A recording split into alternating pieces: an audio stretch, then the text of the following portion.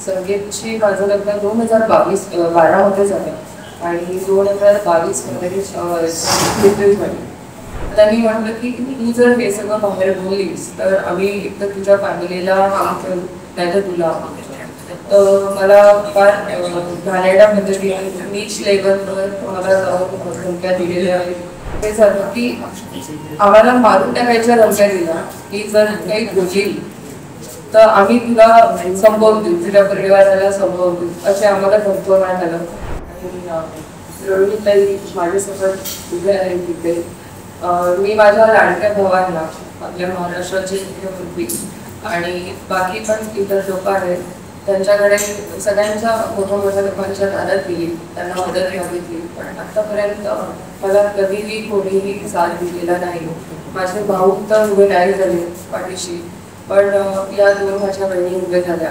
आणि मला हे कळतच नव्हतं की मी 1.5 वर्षापासून जे लढते आहे माझ्यासोबत उभं राहायला काबर कोणी समोर येत नाही. आज या दोघी माझ्यासोबत इथे आल्या आहेत, फार आभारी आहे. आणि माझं लग्न संकेत फुके घराण्यामध्ये जे आहे त्यातल्या सर्वात लहान मुलासोबत माझं लग्न झालं. संकेतची माझं लग्न 2012 मध्ये झालं आणि 2022 मध्ये एप्रिल मध्ये.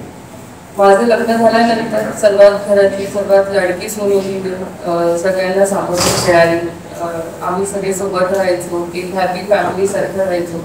माझ्यासोबत पहिले धोका देऊन लग्न केलं, मला फोटो करून लग्न केलं. संकेत त्यांचं किडनी ट्रान्सप्लांट झालं होतं लग्नाच्या 2 वर्षापूर्वी, जे आम्हाला माहीत नव्हतं. धोका देऊन आमच्यासोबत लग्न केलं. माझ्यासोबत लग्न केल्यानंतर जेव्हा मी त्यांना प्रश्न विचारले की असं माझ्यासोबत का केलं, तर त्यांनी म्हटलं की तू जर हे सगळं बाहेर बोललीस तर आम्ही एकतर तुझ्या फॅमिलीला काम करू, नाही तर तुला. तर मला फार घाणेरड्या पद्धतीने नीच लेवलवर मला जाऊन धमक्या दिलेल्या आहेत की म्हणजे आम्ही तुमच्या घरी माणसं पाठवून रेप करायला पाठवून कुठे खूप असं घाण गोष्टी झालेल्या आहेत. त्यानंतरही एक संस्कृती असते, माझ्या आईचे संस्कार असे की बेटा लग्न झालेत, आपल्याला कुटुंब सांभाळावं लागेल. तर मी माझ्या फॅमिलीकडे फार डेडिकेशननी होती, पूर्ण लक्ष दिलं. आता 2 मुलं आहेत, एक 10 वर्षाचा मुलगा आणि 8 वर्षाची मुलगी आहे. तर आमचं सुरूच होतं चांगलं. आणि त्यानंतर एकदम लगेच त्यांना लंग्स ट्रान्सप्लांटचं आलं, एकदम इन्फेक्शन वाढलं त्यांचं. मुंबईला आम्ही त्यांना घेऊन गेलो, तिथे त्यांचा मृत्यू झाला 2022 मध्ये. त्याच्यानंतर फार हे झालं की आम्हाला मारून टाकायच्या धमक्या दिल्या की जर काही बोलली तर आम्ही तुला संपवून देऊ, तुझ्या परिवाराला संपवून देऊ, असे आम्हाला धमकवण्यात आलं. मी त्यांना त्यांचा पैशांचा कारभार, त्यांचा प्रॉपर्टीचा कारभार हे सगळं हे आपसात करत गेले. मला जेव्हा दिसल्यानंतर मी त्यांना प्रश्न विचारले की हे सगळं करायची गरज काय, आपण सगळे सोबतच तर राहतो. तर हे प्रश्न गेला कसा, तू होते कोण हे प्रश्न विचारत आली आणि तू या घरात राहणारी होते कोण. फक्त मी त्यांना मेल इगो जो होता त्यांचा तो खूप हर्ट झाला, त्याच्यामुळे त्यांनी मला घराबाहेर काढलं. रात्री 10:30 मला त्यांनी घराबाहेर काढलेलं आहे. मी 2 मुलांसोबत माझ्या आईकडे आता 1.5 वर्षापासून जाते आहे. तेव्हापासून मी नुसतं पोलिसांच्या चक्रा मारते आहे की माझ्यासोबत गुंड प्रवृत्तीचे लोक मला पाठवतात मारून टाकायसाठी. लोकांच्या बॅगमध्ये काहीतरी सामान असतं ते आमच्यात सतत. आताही मी इथे आली तर माझ्या मागे 2 माणसं होते, तर कुठले होते काय होते मला माहिती नाही. आणि सातत्याने आम्हाला धमकवलं जातं आणि स्वतः बोलवायचं घरी आणि स्वतः बोलवून मग आमच्यावर ॲट्रॉसिटी, ट्रेसपासिंग आणि बाकी गोष्टींचं मनी एक्स्टॉर्शन अशा गोष्टी करतात. आजी आजोबांनी कस्टडीची केस टाकली. माझे 2 लहान मुलं त्यांची कस्टडी त्यांना पाहिजे. तर आई जिवंत असताना कशाला कस्टडी पाहिजे, आणि त्यांनी तर हे विचार करायला मी तर माझा हक्क मागते.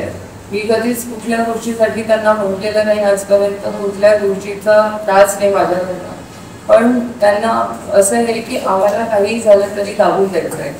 माझा आवाज कसा दबेल, कसं काय होईल. आणि आपले मुख्यमंत्री साहेब देवेंद्रांची मी 3-4दा भेटली आहे, पर्सनली मी बोलली आहे. मला जे आमचा जो हक्काचा आहे त्याचे कागदपत्र पण मी त्यांना दिलेले आहेत, पण दिलीप भाऊनी पण आतापर्यंत कधीच त्याच्यामध्ये इंटरफेअर केलं नाही. आणि बघतो माझा मेसेजमध्ये पण त्यांच्यासोबत बोलणं झालेलं आहे आणि प्रत्यक्षात आता बोलणं झालं आहे, तरी पण त्यांनी आतापर्यंत त्याच्यावर काहीच कार्यवाही केली नाही आहे. याच्यासाठी मला थोडं आश्चर्य वाटतं की सगळं माहीत असून सुद्धा का काही करत का नाही. आणि महिला आयोगला मी 2024 मध्ये ऑलरेडी कंप्लेंट केलेली होती. ती कंप्लेंट करून सुद्धा महिला आयोगाने मला आतापर्यंत कधीच मदत केलेली नाही. आणि म्हणजे माझी कंप्लेंट घ्यायसाठी मला 2 लहान मुलं आहेत. मला 4 दिवस ते सकाळी 9 वाजेपासून रात्री 10 वाजेपर्यंत पोलीस स्टेशनमध्ये बसवून ठेवतात. त्यांनी हे विचार करायला पाहिजे, गृह खात्याला हे माहिती आहे की 2 लहान मुलं आहेत, तिला त्या मुलांना घरी कोण पाहिजे, त्यांचं जेवण खावण कसं कोण पूर्ण करेल, कोण लक्ष देणार त्यांच्याकडे. तरी मला दिवस तिथे बसवून होतात. आणि मला हे धमकवलं गेलं आहे की न्यायव्यवस्था, पोलीस प्रशासन आणि सगळे जितकेही मोठे लोक आहे आमच्या खिशात आहे आणि सगळ्यांना विकत घेऊ शकतो, तुझा आवाज लोकांपर्यंत पोहोचणार नाही. आणि तू 20 वर्ष तरी कोर्टात लढत राहिली तरी तुझी केस आम्ही कोर्टात येऊ देणार नाही. म्हणजे अक्षरशः या लेवलपर्यंत मला बोललेले आहेत. आणि आता फक्त एकच आशा आहे की आम्हाला आमचा हक्क मिळू द्यावं आणि त्याच्यासाठीच आम्ही आज इथे बसलो आहे. अपेक्षा करते की न्यायव्यवस्था आम्हाला आमचा हक्क नक्की देईल आणि तुम्हाला त्यांच्या माध्यमांचा आम्हाला नक्की न्याय मिळेल असं मला म्हणायचं. सोशल मीडियाच्या भाऊ गर्दीत विश्वासार्हतेने चकाकणारे नाव म्हणजे लेट्सअप मराठी. सगळ्यांना, सगळ्या नागरिकांना ती स्पीच, ती लेट्सअप वरील मुलाखती म्हणजे विचारांचा खजिना. त्यानंतरच्या निवडणुकीमध्ये मला सोडून गेले. बातम्या केवळ वस्तुस्थिती सांगणाऱ्या, नो प्रोपोगंडा, फक्त जनतेचा अजेंडा.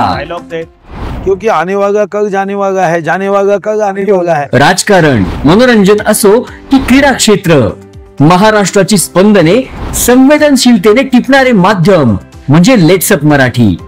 जगासोबत एक पाऊल पुढे राहण्यासाठी लेट्सअपचे ऍप, सोशल मीडिया आणि वेबसाईट सोबत कनेक्टेड रहा.